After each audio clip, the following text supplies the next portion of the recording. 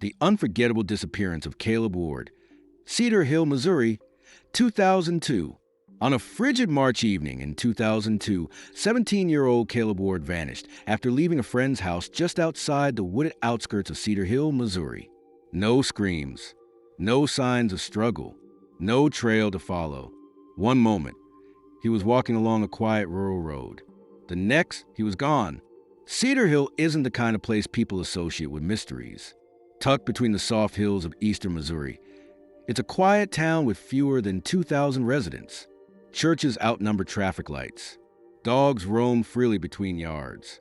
And on most days, you can hear the same screen doors creaking open across the neighborhood as folks step out onto their porches with coffee in hand. People in Cedar Hill know each other. They know whose truck broke down, who's behind on their property taxes, and who didn't show up for work at the feed store. That's why, when Caleb Ward disappeared, people immediately noticed.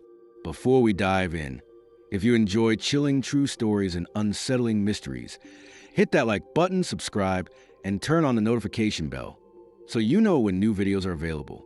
Caleb was a senior at Hillsborough High School.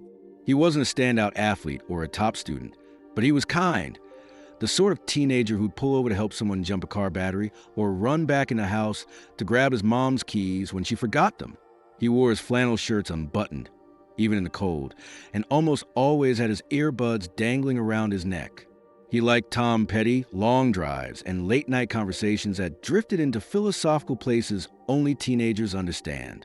According to those closest to him, Caleb had been unusually reflective during the weeks leading up to his disappearance. He'd recently broken up with a girl he'd dated for almost 2 years.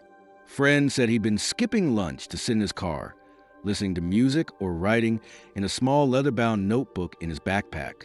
He'd been quieter than usual, but not withdrawn, not spiraling, just distant. Something was weighing on him, something he wasn't ready to share. On the evening of March 2nd, 2002, Caleb was last seen around 8:45 p.m. He'd been hanging out with a small group of friends at the Watson's place, an old farmhouse off Route MM, surrounded by open pasture and a thick wall of woods. They'd watched a movie, played a few rounds of poker, and were winding things down when Caleb announced he would walk home. It wasn't unusual. The Watsons lived just under 2 miles from the Ward family's property, and Caleb liked walking at night, said it helped him clear his head. The temperature had dropped to 38 degrees when he zipped up his coat and started heading down the gravel driveway. One of the Watson kids offered him a ride, but Caleb waved it off. "I'm good," he said. "I like the quiet." That was the last time anyone saw him. Caleb's route home should have taken him along Green Hollow Road, a rural stretch between wide-open farmland and wooded acreage owned by the state. There are no sidewalks there, just a narrow two-lane road, marked by the occasional mailbox and the dim glow of porch lights in the distance. Cell service was spotty in 2002, especially that far out. Caleb didn't own a cell phone, and there was no indication he'd planned to stop anywhere along the way. When he hadn't arrived home by 10:30 p.m., his mother, Laurel Ward, called his friends. By midnight, she'd phoned the Jefferson County Sheriff's Office. Deputies initially told her he'd probably gotten sidetracked, maybe gone to stay the night with someone, or needed time to cool off from something. But Laurel insisted he wasn't like that. He always came home, she later told investigators, even if he was upset, even if it was late. By sunrise on March 3rd, deputies searched the ditches along Green Hollow Road. They found no sign of struggle, blood, torn fabric, or scuff marks. Just the same gravel shoulders and tree-lined bends that had always been there. The official case file, labeled #JCSO 02-3328 CW, lists Caleb Ward as missing, endangered. In the following days, volunteers from neighboring towns were brought in. Search parties combed the woods, drainage culverts, and old deer stands. Bloodhounds were brought in. Nothing.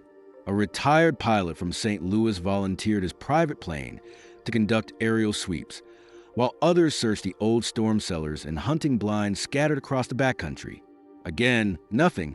There were no tire marks, no broken branches, no dropped belongings, not even a single footprint in the muddy patches that lined parts of the road.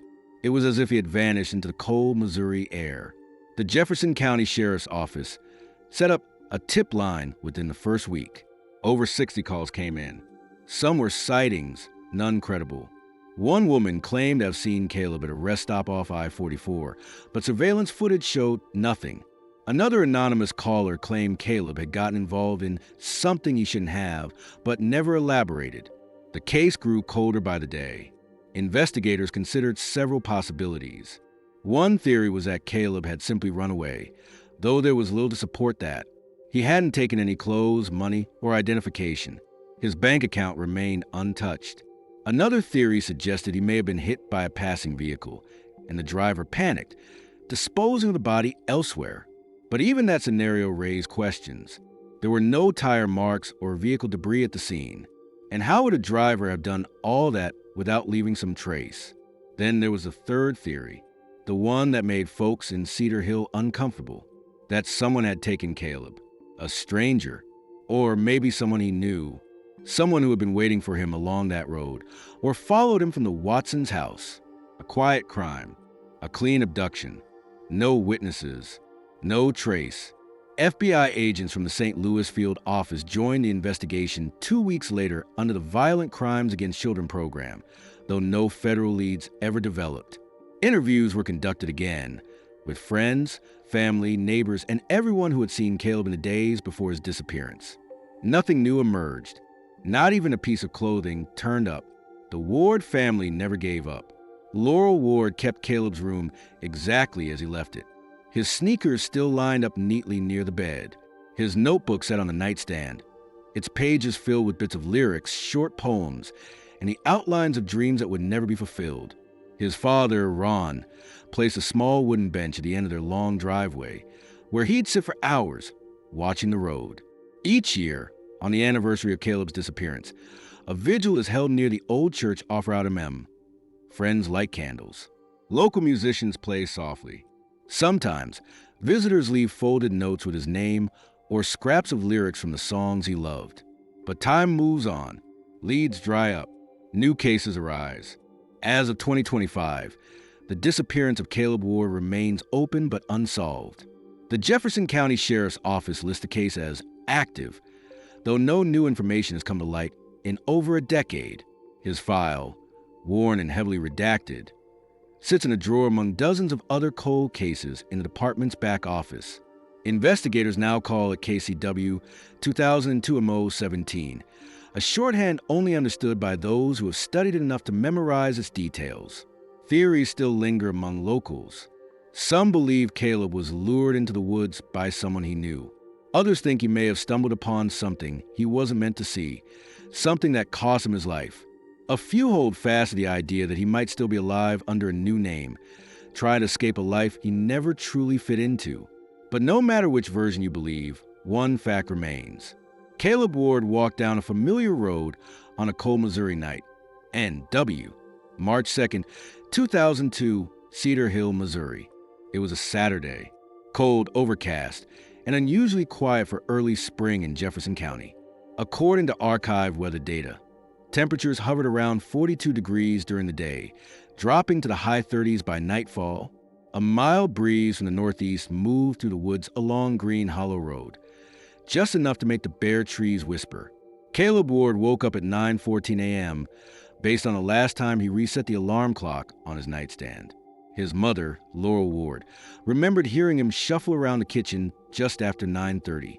He poured cereal and left the box out, she recalled during her 2002 interview with the Jefferson County Sheriff's Office.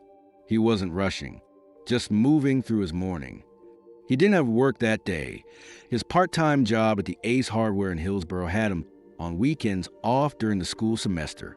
According to the JCSO case file #CW 2002-MO17 timeline, Caleb spent most of the day at home, working on a history paper due Monday. Laurel left around 11 a.m. to run errands in Arnold, and his father, Ron Ward, was away on a delivery route for a nearby lumber distributor. At 3:12 p.m., Caleb called his friend Michael Watson from the family landline. The call lasted just under 3 minutes. Michael later told investigators they made plans for a small hangout that evening at his place, a rural property about 1.8 miles off Route MM. tucked behind a swath off-route MM, tucked behind a swath of wooded acreage owned by Michael's grandparents. Around 6:15 p.m., Caleb left the house, wearing a blue Carhartt jacket, black jeans, and well-worn brown boots. He brought nothing but his house keys and a small leather-bound notebook he always carried. He didn't take his school bag. His wallet was found later at home. He never owned a cell phone. He arrived at the Watsons by 6:45 p.m. Michael's parents were out of town that weekend, but his older brother, Nate, 21, was home and loosely supervised the gathering. There were 5 people: Caleb, Michael, Nate, and 2 mutual friends, Josh Palmer and Lacey Drexler. They watched The Sixth Sense on VHS, ordered pizza around 7:30, and played a few hands of poker on the kitchen table. Lacey later described Caleb as a little quiet but chill. He wasn't withdrawn, she said, but he didn't laugh as much as usual. He spent much of the evening sketching absent-mindedly in his notebook, occasionally joining conversation, but lost in thought. Michael would later admit that Caleb had mentioned feeling watched the week prior, which was brushed off as nerves or stress from school. He said it like a joke, Michael told deputies, but it didn't sound like one. 8:42 p.m. After a final hand of cards, Caleb stood and stretched. He thanked them for the night and announced he was walking home. Michael offered him a ride twice, but Caleb declined both times. "I like to walk," he said. "It helps clear my head." It was dark, but the stars were out. Caleb zipped up his jacket and stepped into the cold. 3 possible walking routes are from the Watson property to the Ward home. Caleb always took the same one, down Route MM to Green Hollow Road, then north past the wooded state land and 2 small cattle pastures before hitting the Ward family driveway. It should have taken him 25 minutes at most. 9:10 p.m. A resident, Sandra Millbrook, reported seeing a lone male figure matching Caleb's description walking north on Green Hollow. While driving home from her shift at the Hillcrest Nursing Center, she noticed him as she passed the corner near the abandoned Thurman barn. He was walking close to the ditch, she said. Didn't look distressed, just walking with his head down. That was the last credible sighting of Caleb Ward. The first hours, 10:30 p.m. Laurel Ward began to worry. Caleb had never stayed out late without calling. By 11 p.m., she'd phoned Michael Watson, who confirmed that Caleb had left over an hour before. Michael's brother, Nat, called their mutual friends. None had seen Caleb. 11:46 p.m. Laurel contacted the Jefferson County Sheriff's Office. A deputy was dispatched to the Ward residence and arrived just before 12:30 a.m. The initial missing person report was filed as routine welfare check, non-emergency. The responding deputy, Harold Renner, later noted that Laurel was calm but visibly concerned. Her statement emphasized that Caleb was punctual, grounded, and not prone to reckless behavior.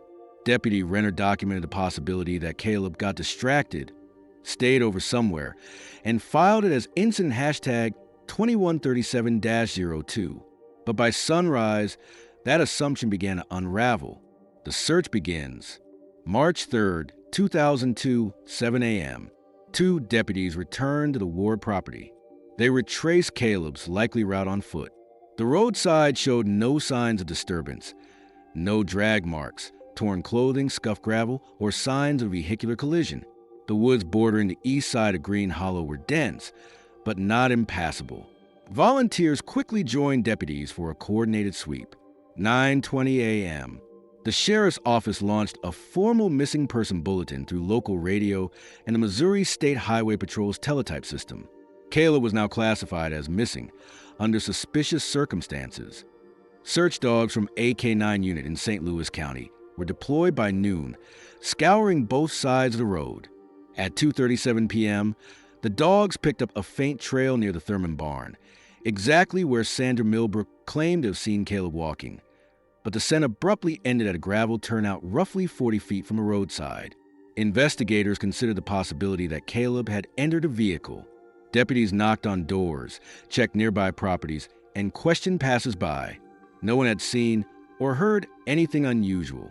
Investigators noted no tire marks in gravel, no foreign footprints, just a faint smell of old motor oil near the edge of the turnout, possibly from hunters or a parked truck, but still suspicious.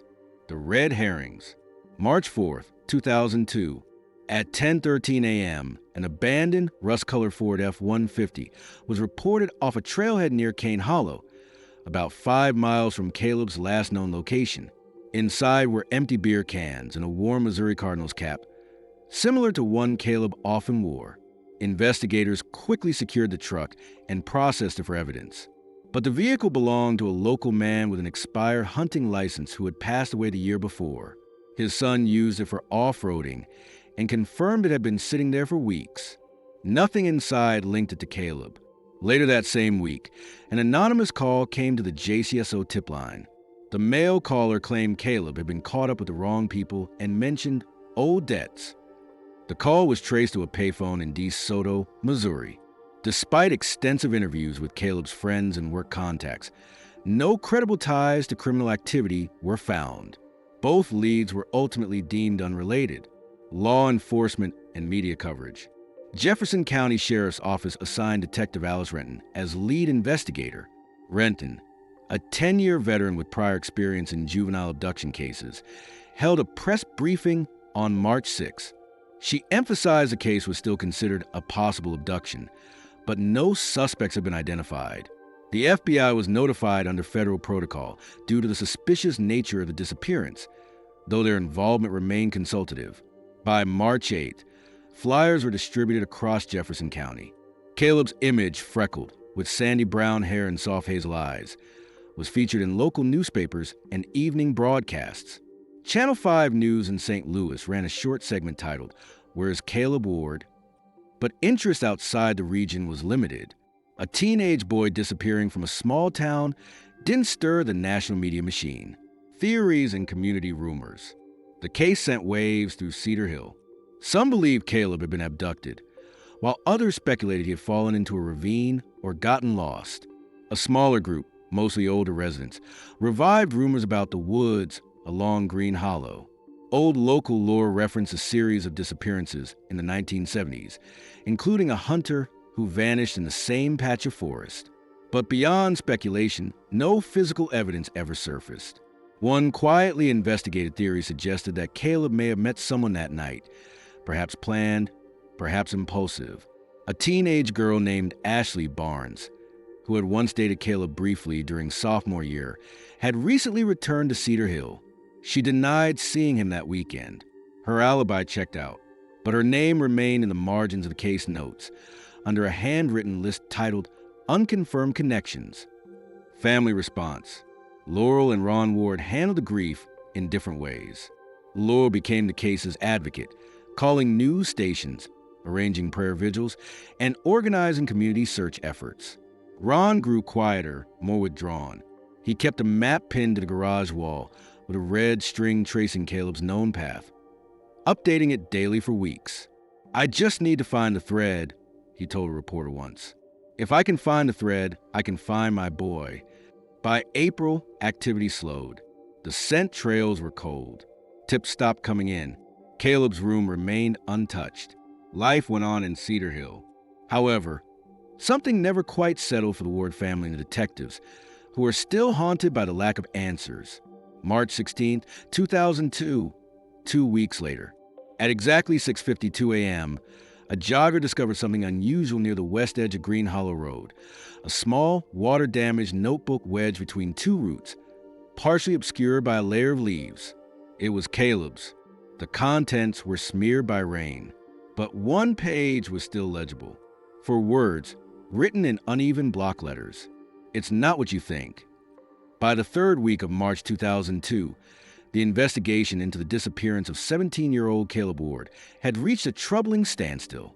No new sightings, no viable suspects, no hard evidence, aside from the weather-worn notebook discovered 2 weeks after he vanished, tucked into the roots of a tree just a mile from his last known location.